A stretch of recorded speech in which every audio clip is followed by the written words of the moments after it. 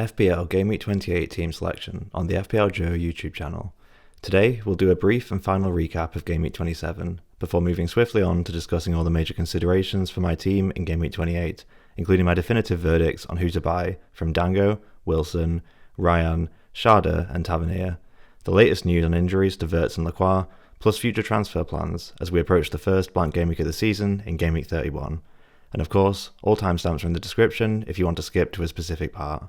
And before starting, a quick announcement. The FPL Joe Mini-League is now live. Join using the code on screen now or via the link in the description. So without further ado, let's take a quick look at how I did in Gameweek 27. 43 points all out, a small red arrow, slipping from 78k down to 91k. Honestly, this one could have been a lot worse, were it not for one man, Munoz.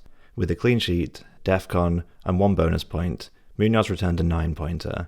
And with Lacroix out for this game, Munoz was playing a much more defensive role. So while a 1 and a 9-pointer are much lower returns than we'd hoped for from Burnley at home and Wolves at home back to back, we will take it given the state of the team. And as such, being the only real standout performer in the team, Munoz is my team's MVP for Gameweek 27.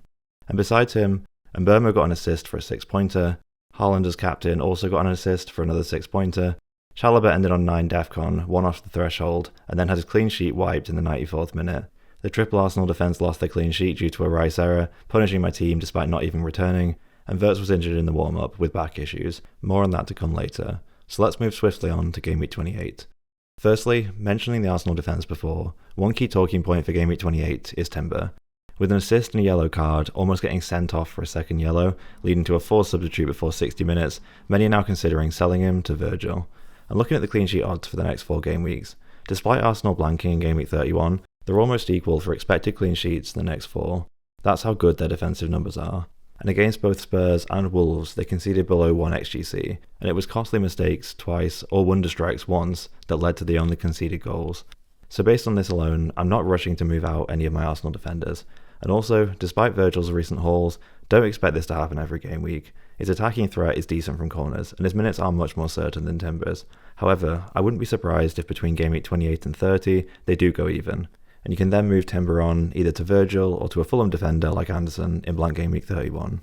So besides that, let's now have a look at my team. I've got a total of 4 transfers that I'm going to need to make between now and blank Gameweek 31.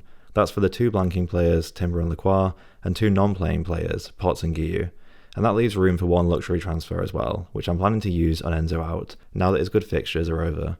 So looking at the upcoming fixtures for all teams, there are 3 clear teams that stand out: Fulham, Bournemouth and Brentford, and from those, there are a couple of key standout picks. Dango offers the best price to points ratio from Brentford's midfield. Wilson is the only Fulham midfielder I'll be looking at for their fixture run. Rayan, Bournemouth's new signing, is off to a flying start. Schade comes in at a higher price point, but has the highest ceiling and best underlying stats, and Tavernier is on pens, with multiple routes to points, but is a big minutes risk. So ultimately, who should you choose? So Dango and Wilson are the safe bets. Assuming that you want both, but can only get one in Gameweek 28, I'd go Dango, with the slightly better fixture this week, although really not by that much, and then you can hop on Wilson in Gameweek 29. Rayan comes in at a close third, and is a great budget differential for the other 2, but not guaranteed with minutes. With multiple Bournemouth players returning from injury, plus Iraola does like to rest players when possible on short game turnarounds, and we could see slightly reduced minutes in the next 2 games for Rayan. Schade is the best differential on this list. Many can't or won't go there because of the slightly higher price. He also has the highest point ceiling, although Dango could just as easily outscore him, and as such, I'd probably be opting for Dango, unless you're chasing rank or have a mini-league rival who's on or getting Dango this week. And finally, Tavernier is the best all-rounder, but it's just the minutes risk that puts me off. If he was fully fit, he'd likely be the first or second in this list, but with 2 games in a few days and only just returning from injury, there's a high chance of heavily reduced minutes in one or both of the games. So looking at my team, I've already made one move, locked in, which is Lacroix to Hill. Lacroix is now fit, but with poor fixtures and a blank in Gameweek 31, making him an easy sell. Hill has fantastic fixtures on the other hand, with 3 home games, and Bournemouth are actually second in the league for expected goals conceded this season when playing at home, which is mental because they're dead last when playing away, and as such, there's actually some decent clean sheet opportunities in the next 4 for them, and high DEFCON likelihood regardless, outscoring Senesi consistently in this area too since becoming a regular, nailed-on starter. And that also frees up a lot of funds, but I won't be using them just yet. Firstly, I'll move Enzo to Dango, for the reasons that I discussed earlier, and I'll bring Hill into the team for Chalobah.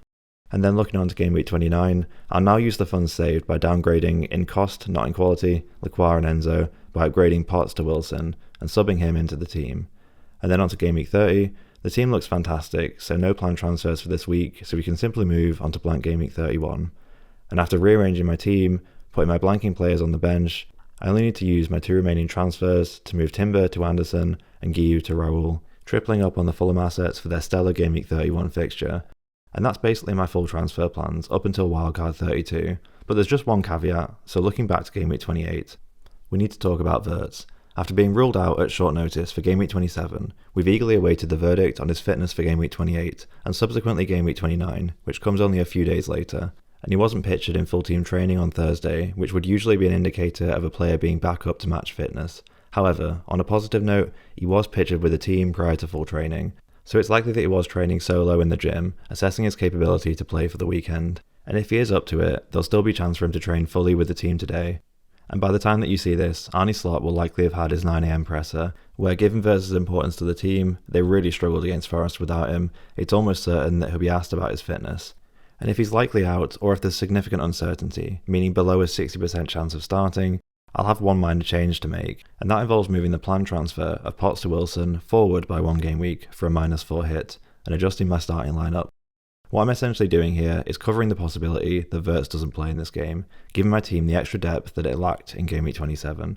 And granted, I do have Chalobah to fall back on, however, I'm not really expecting them to hold a clean sheet away at Arsenal, so it would likely be a 4-point ceiling for him anyway. Whereas Wilson could easily repay the -4 hit with any sort of return against Spurs, who despite the new manager are still a massively leaky team, who we expect Fulham to do some real damage to at home, and if there are returns to be had, we'd expect Wilson to be involved. And in this version of the team, assuming that Wirtz doesn't play, I still get Munoz off the bench, who despite the tough fixture, is always going to have a possibility for attacking returns, and thus is a player I'm comfortable to start wherever necessary before Game Week 31.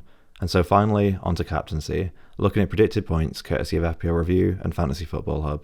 There are lots of viable captaincy options this week, but the standout options are Haaland, Thiago and Bruno. And for my team in Game Week 28, I'll be going with Bruno Fernandes. Palace are in turmoil currently, both on and off the pitch. Despite Lacroix being fit again, bolstering their back line, they're still a team in crisis, and will be feeling the effects of playing in the Conference League yesterday. At Old Trafford, I'm expecting goals for United, and when that's the case, there's no safer player to bet on than Bruno.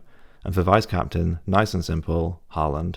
Far from looking at his best, and playing a slightly less talismanic role in the current City structure, yet he still offers the highest point ceiling of any FPL asset right now. And while Leeds away is a tougher fixture than it might look, we wouldn't be surprised to see double digits for Haaland either. And that wraps up my Game Week 28 team selection. Drop a comment with any final questions that you need answering for your team in Game Week 28, and I'll respond with my thoughts before the deadline. And if you enjoyed the video, dropping a like does wonders for helping the algorithm show this video to other FPL managers. And if you want to see more, get subscribed to the channel. I only put out 1 or 2 videos maximum per week, summarising all of my thoughts, research and analysis into a quick, easily digestible video. I'm aiming to reach 1,000 subscribers by the end of the season, and I massively appreciate all the support until then. Thank you so much for watching, and I'll see you again in Game Week 29. Best of luck, and fingers crossed for another green arrow.